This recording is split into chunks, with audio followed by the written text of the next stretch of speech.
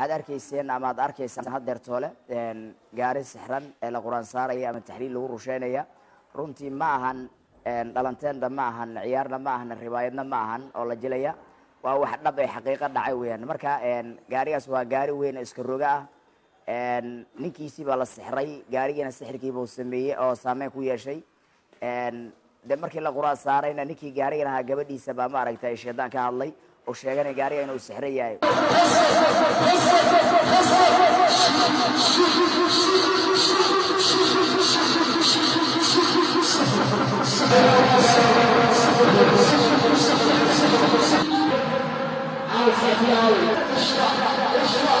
waxyaabaha mucjisaadka gaarigaas lahaa waxaa ka mid ahaa gaariga markuu dhaqaaqo inay jabta bir oo qiimaheeda uu joogo $500 $600 joogta baa gaarigii jabaysa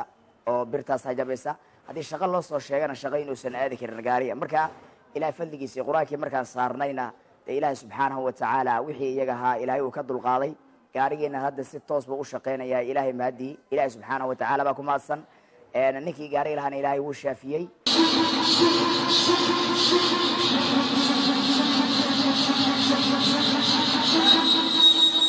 waxaa jira runtii sixir ninkii naagta lagu kala geynayo maaragtay furiinka loogu talagalay sixir waxaa jira dadka la isku jeclaysiinayo sixir waxaa jira dadka xoolaha looga dhacayo sixir waxaa jira qofka shaqada lagaga fadhiisanayo sixir waxaa jira qofka naagtiisi maaragtay lagaga mancinaya sixir waxaa jira qofka guurka lagaga mancinayo